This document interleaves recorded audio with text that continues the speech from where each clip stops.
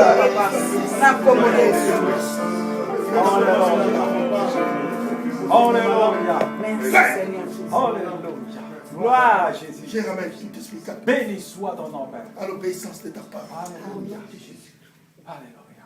Dans les noms de Jésus-Christ de Nazareth. J'ai ainsi prié. Amen. Amen. Que nous passons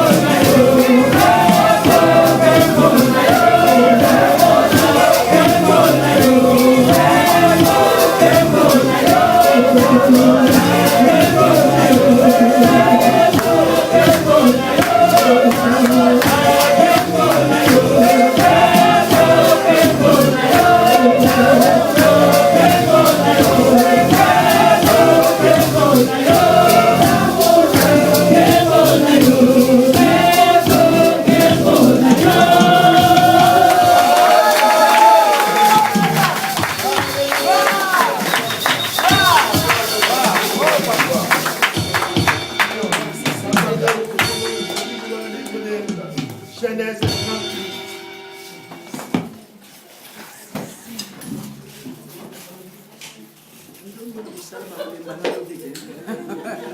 J'ai sali la présence de quelqu'un qui est commencé.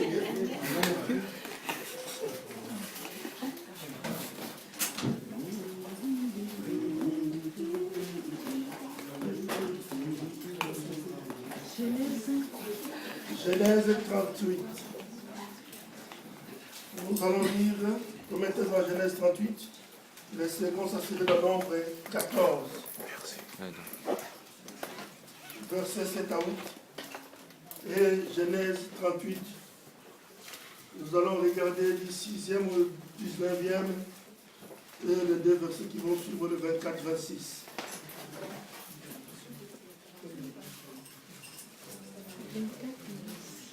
Alléluia. Amen.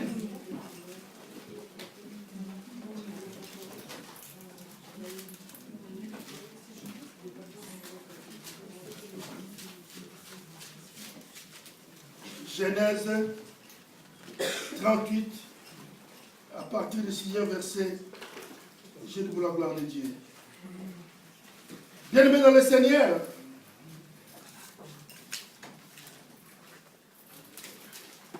aujourd'hui, Dieu veut parler à quelqu'un. Amen. Bien-aimés, nous allons parler de ce qui est la promesse. Bien-aimé, ne fais jamais une promesse à quelqu'un que tu ne peux pas honorer. Parce que ça a des conséquences.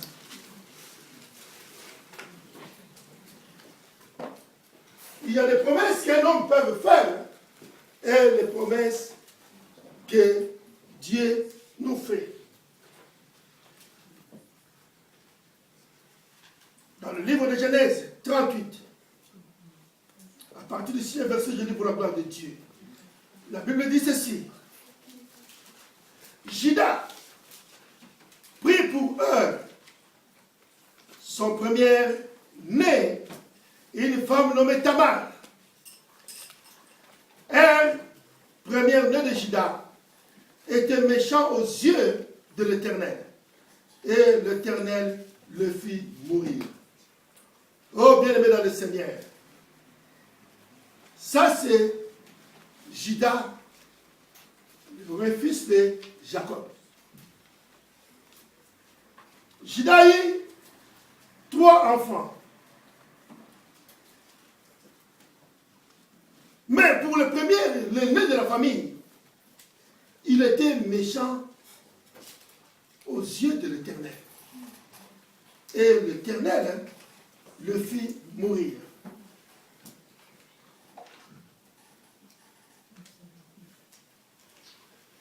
Alors Juda dit à Onan, va vers la femme de ton frère, prends-la comme beau-frère et suscite une postérité à ton frère.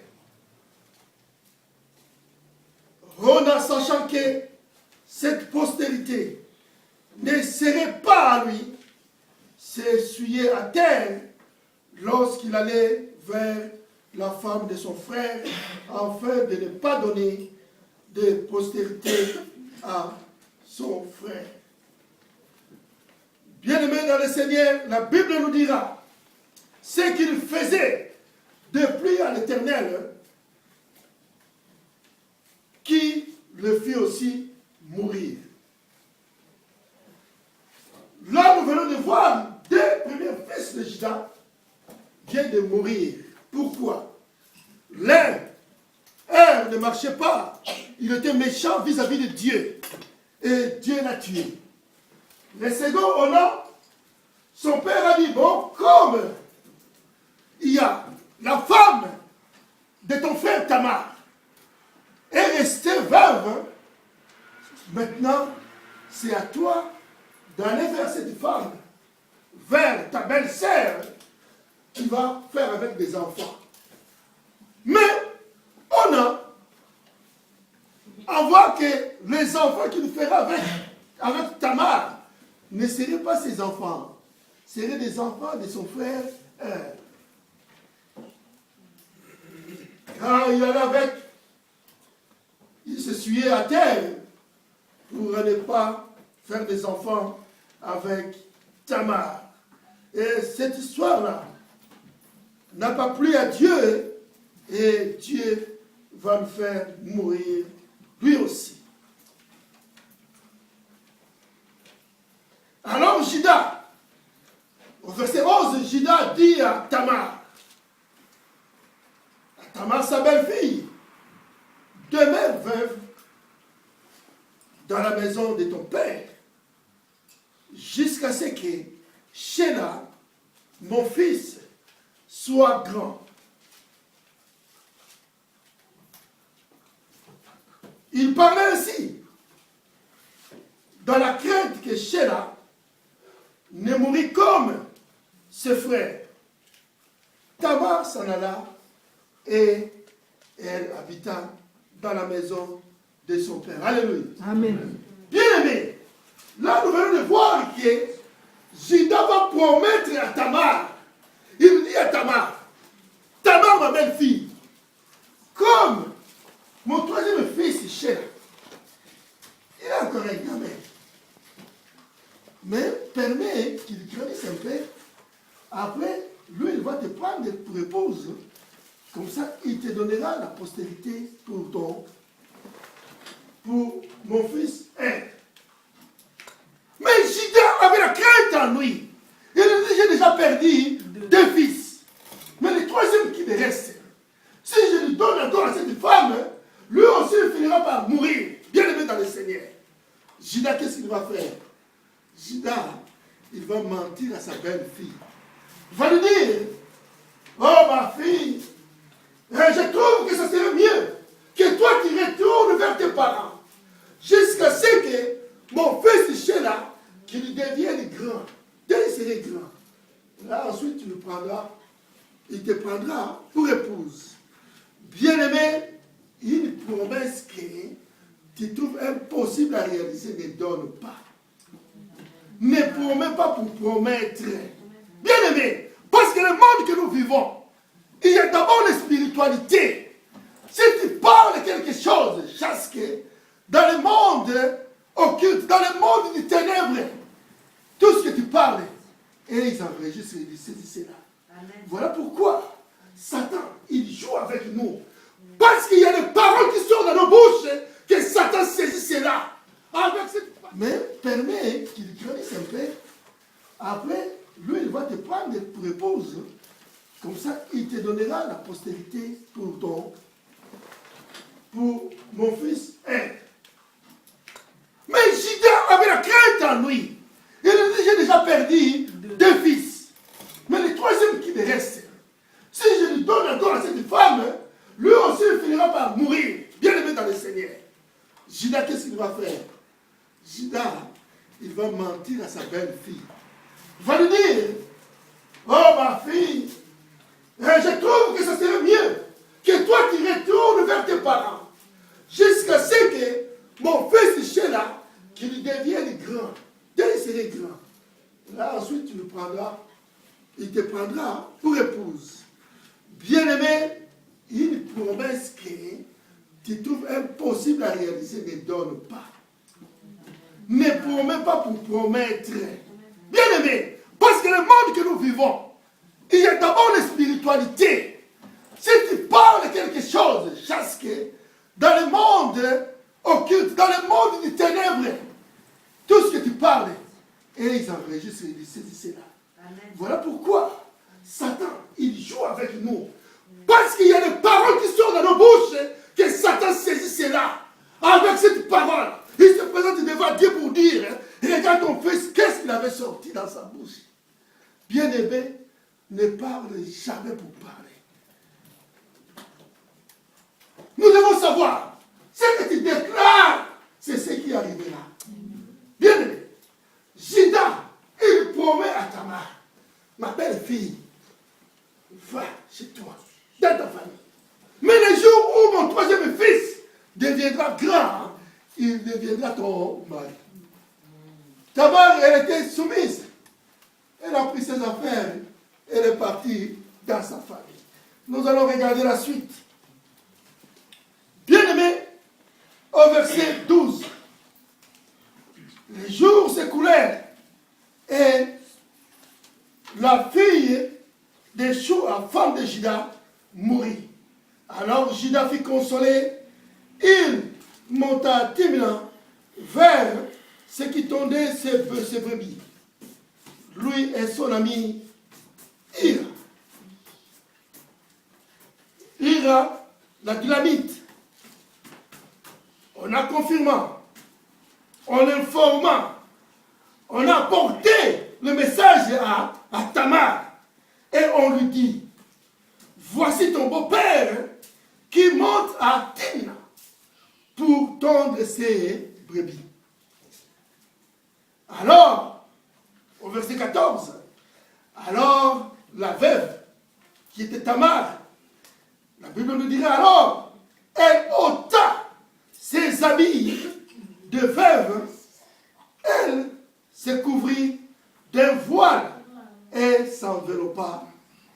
Et elle s'assit à l'entrée de Naïm, sur le chemin de Timna, car elle voyait que Sheila était devenu grand et qu'elle ne lui a pas été, qu'elle ne lui a été point donnée pour femme. Alléluia. Amen. Tamar, dans sa famille, elle était toujours la femme, la belle fille de Judas. elle attendait qu'on lui présente un troisième mari. Mais comme elle attendait, le mari ne venait pas. Mais elle regarde maintenant que si elle est devenue grande, non, si elle ne vient pas vers elle, elle l'attendait toujours avec ses habits de verre. Comme elle attendait. La femme de Juda vient de mourir, c'est ce que nous avons vu. Et après le temps de veille, après le temps de deuil, Juda va dire, bon, je vais aller suivre à Naïm pour voir là où on est en train de tondre mes brebis. Comme il allait là-bas, Tamar, sa belle-fille, a été informée. Elle dit, ah bon, comme toi tu vas là-bas, moi je vais te piéger. Oh, bien-aimé dans le Seigneur, si tu avais promis que tu n'arrives pas à réaliser, sache que Satan te aura. Amen. Parce que tu es entré dans cette piège-là. Bien-aimé, ces jours-là, Tamar, elle enlève ses habits de veuve. Elle se voile maintenant comme une prostituée. Qu'est-ce qui va s'arriver? Qu'est-ce qui va arriver? Elle va aller maintenant piéger son beau-père. La Bible nous dira, au verset 15, la Bible va nous dire, la Bible nous dira, Juda la vit et l'a pris pour une prostituée parce qu'elle avait couvert son visage. Il l'aborda sur le chemin et dit, laisse-moi aller vers toi, car il ne connut pas que c'était sa belle-fille. Elle dit, que me donneras-tu pour venir vers moi? Il répondit, je t'enverrai un chevreau de mon troupeau. Elle dit, me donneras-tu un gage jusqu'à ce que tu l'envoies? Il répondit, quel gage te donnerai-je? Tamar dit, elle dit, ton cachet, ton cordon et le bâton que tu as à la main. Il lui donna, puis il alla vers elle. Et la malchance n'arrive pas seule. La Bible le dira. Et elle devint enceinte de lui. Alléluia. Amen. Bien-aimé, Tamar maintenant devient enceinte de Juda. La Bible dira au verset 19, elle s'éleva et s'en alla. Elle ôta son voile et remit ses habits de veille. Au verset 24, environ 3 mois après, on veut dire à Juda, Tamar, ta belle-fille, s'est prostituée et même la voilà enceinte à la suite de sa prostitution. Et Juda dit, faites-la sortir et qu'elle soit brûlée. Comme on l'a menée dehors, elle fit dire à son beau-père, c'est de l'homme à qui ces choses appartiennent que je suis enceinte. Reconnais, je te prie, à qui sont ces cachets, ces cordons et ces bâtons. Au verset 26, Juda le reconnut et dit, elle est moins coupable que moi, puisque je ne l'ai pas donné à Shel à mon fils, et il ne l'a pas connu. Alléluia. Amen. Bien-aimé dans le Seigneur, voilà la promesse que l'homme peut faire à quelqu'un. Juda avait promis à sa belle-fille demeure là. Jusqu'à ce que je te donnerai mon troisième fils. Mais Judas n'a pas respecté cela. Comme il n'a pas respecté cela. Mais quand Tamar l'a piégé, Dieu ne pouvait pas intervenir. Bien-aimé, si longtemps que tu vas donner une promesse que tu ne peux pas honorer, sachez que Dieu te tournera le dos. À ce moment. Au moment venu, Dieu te tournera le dos. Parce qu'il va te dire que c'est ton engagement, il fallait obéir à ton engagement. Il y a beaucoup de situations qui arrivent dans nos vies parce que nous avons pris un engagement et on ne l'a pas tenu. Bien-aimé, tu vois un homme, tu vois une femme, tu dis non, moi je t'aime pour la vie. Quand tu as sorti cette phrase-là, la fille a entendu, le monde a entendu. Mais quelques années après, tu dis que non, ah, toi, tu n'es pas de mon goût. Tu tournes le dos pour partir. Sache que comme le monde a entendu, ce qui t'arrivera, Dieu va te tourner le dos. Il va dire non, ça c'est pas mon problème, c'est ton problème à toi. Bien aimé, nous devons faire attention. Voilà pourquoi, dans le monde de la sorcellerie, on nous attrape facilement dans des pièges. Parce qu'il y a un mot qui sort dans nos bouches. Tu as pris l'engagement, tu n'arrives pas à honorer. Ok, Satan, tellement qu'il est risé, il prend cela. C'est lui qui ira t'accuser devant Dieu. Il dit, oh Seigneur, regarde celui-là, c'est lui-même qui a donné à son nom, à son fils le nom d'un malheureux. Mais toi, tu veux lui bénir pourquoi? Regarde le nom qu'il a, et il a un nom de malheureux. Mais ses parents lui ont donné ce nom, qu'il sera toujours malheureux. Mais tu veux lui bénir pourquoi? Laisse-moi dire de faire comme ça. Parce que le mot était parti. Et Satan avait pris cela. Ta vie sera de misère. Bien aimé, j'ai un oncle qui s'appelle misère. Des fois, je le regarde, je dis, mais pourquoi on lui avait donné le nom de misère? Donc c'est pour qu'il souffre toute sa vie. Bien aimé, une telle personne, s'il ne reste pas dans sa vie, il restera toujours misère comme son nom l'indique. C'est vrai, il y a mon oncle qui s'appelle misère. J'ai regardé comme ça, je disais, oh mais misère, pourquoi tu as ce nom-là? Mais c'est son nom. Au lieu que tu cherches un nom d'être bonheur, mais toi tu veux être misère. Et tu as accepté cela. Mais change ce nom-là. Il s'appelle misère. Mais aujourd'hui, si le malheur nous suit, est-ce que c'est la faute de qui? De ses parents. Et de lui qui avait accepté cela. Bien aimé. Ne promets pas.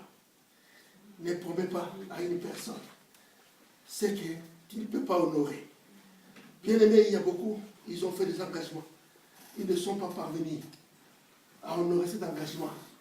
Et depuis ce jour-là, le problème est arrivé dans leur vie. C'est seulement parce qu'ils n'ont pas tenu leur promesse. Bien aimé, ce que tu dis, c'est ce qui est arrivé. Voilà pourquoi nous devons déclarer des bonnes choses à nos enfants. Souhaitez-leur de bonnes choses. Dis-leur ce qui devrait être dans leur vie. Toi, mon fils, toi, tu seras grand. Toi, tu vas aller de l'avant. Toi, tu vas réussir. Il faut prononcer de telles phrases à nos enfants pour les stimuler, pour les donner cette joie-là d'aller chercher et de réussir. Si toi, tu es là, tu dis, ah bon, d'ailleurs, toi, tu n'es pas resté. Il ne serait pas resté. Toi, tu es fainéant. Tu fais que dormir. Il serait toujours au lit. Parce que tu l'enfonces encore. Tu l'envoies encore aller dormir. Bien aimé, nous devons savoir. Et apprendre à sortir de bonnes paroles pour nos enfants. Bien aimé, nous allons dans le livre des Nombres 14. Bien aimé, nous allons voir la seule personne que s'il promet, ça va arriver. C'est seulement notre Dieu. Lui, s'il promet, même si ça va durer, sache que ça arrivera dans notre vie. Parce qu'il est Dieu.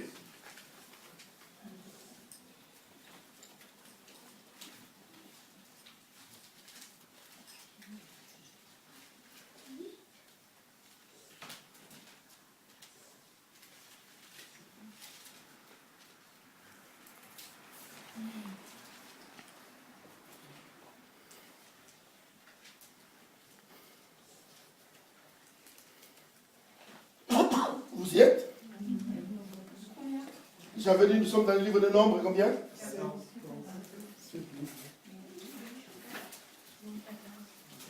Nombre 14.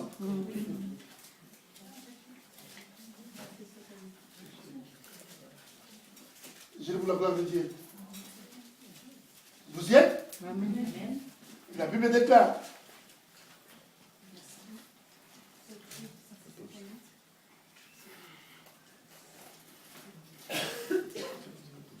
Là, on commence au verset 6. La Bible va nous dire ceci. Et parmi ceux qui avaient exploré le pays, Josué, le fils de Nun, et Caleb, il parla ainsi à toute la communauté d'Israël. Le pays que nous avons parcouru pour explorer est un pays très, très bon. Si l'Éternel est favorable, il nous fera entrer dans ce pays et nous le donnera. C'est un pays qui coule le lait et le miel. Alléluia. Bien-aimé, le peuple israélite, le peuple d'Israël était sur le point d'entrer dans le pays que l'Éternel les avait promis.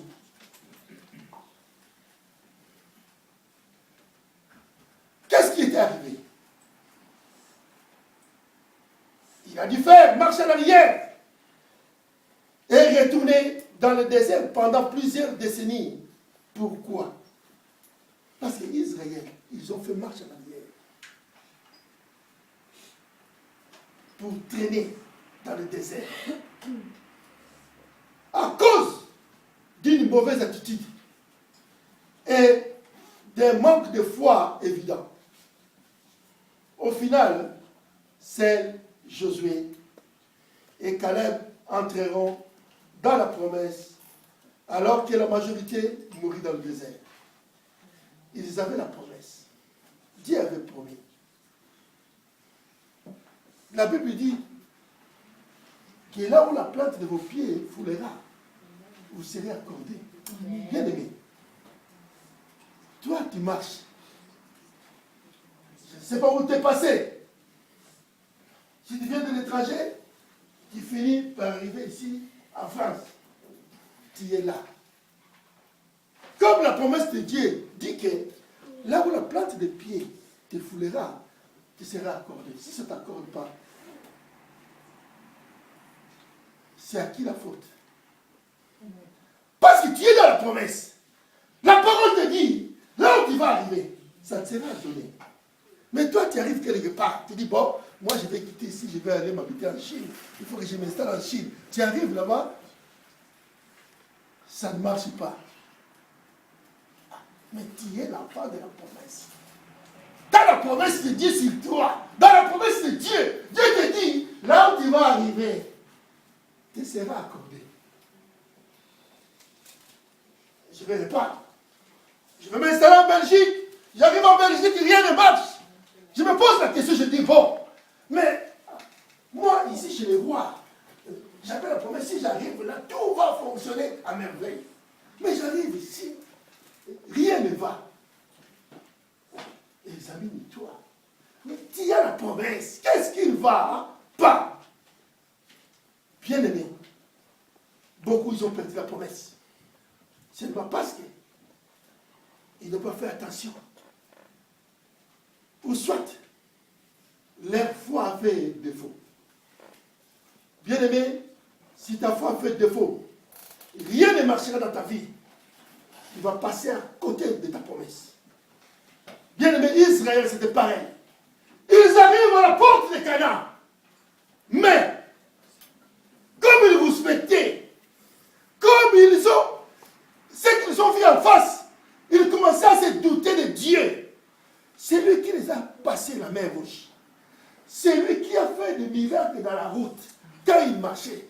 Ils ont traversé des pays, ils ont fait des combats, ils ont gagné. Maintenant, ils arrivent là où Dieu avait promis. Ils sont là, ils commencent à se à se tourmenter entre eux. Ah non, ça ne sert à rien qu'on aille là-bas. Là-bas, si on va mourir tous. Mais vous étiez avec les Égyptiens, vous n'êtes pas morts. Vous avez traversé la mer Rouge, vous n'êtes pas morts. Mais maintenant ici, en face d'un petit pays, même s'ils sont grands en taille, mais ils étaient tous frustrés. Bien-aimés, cette attitude-là, le Seigneur n'aime pas cela. Bien-aimé, partout où tu t'engages, il faut avoir l'espoir. Là où je vais, ça va marcher. Bien-aimé, toi qui es là, si rien ne va, sache que tu es dans la promesse de Dieu. Toi, plie tes genoux, prie le Seigneur, afin que cette situation change. Pour saisir ta promesse, oh bien-aimé, si tu veux saisir les promesses de Dieu, il y a seulement une chose. Vous devez posséder d'un bon état d'esprit et de la foi, de la persévérance. Plusieurs fois, je me suis rajouté des semaines dans le désert. Bien-aimés, si nous aussi, qui se tenaient debout devant, qui sont les instruments de Dieu, des fois aussi, nous passons des moments difficiles. Il y a des déserts pour tout le monde. Le désert ne peut pas tuer un fils de Dieu. Dieu, tu ne mourras pas dans le désert si tu marches avec le Seigneur. Quelle que soit la situation, n'importe quelle situation, des dires peuvent arriver dans nos vies.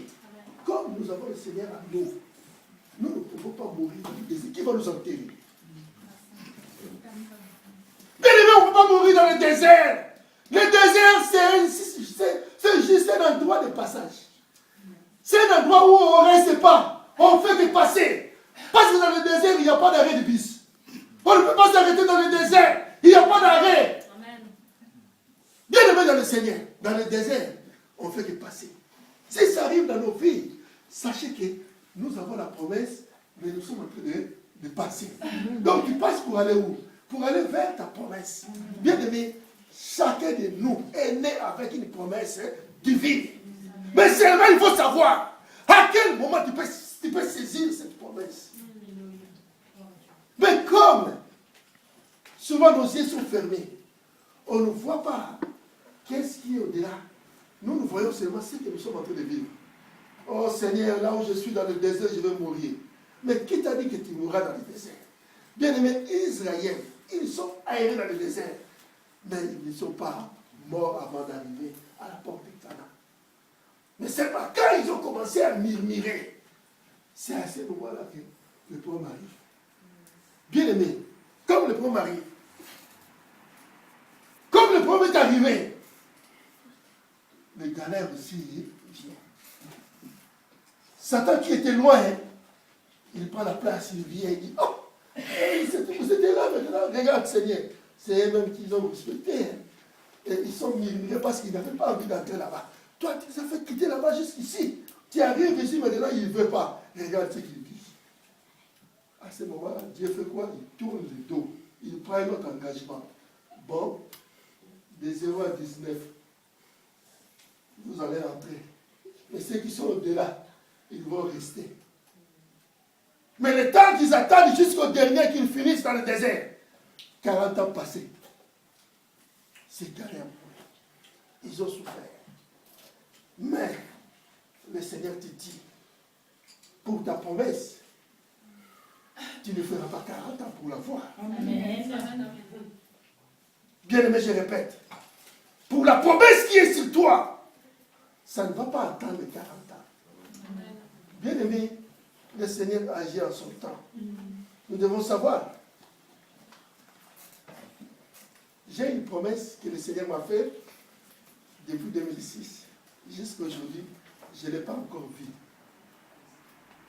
Depuis 2006 jusqu'à aujourd'hui, ça fait 8 ans. Je n'ai pas encore vu cette promesse. Mais, par la grâce, j'arrive à lui rappeler, Seigneur, mais tu m'avais dit ceci, c'est là. Mais les années passent et je ne vois rien. Et une fois, il m'a rappelé pour me dire que votre temps n'est pas mon temps. Nous n'avons pas le même fonctionnement d'air.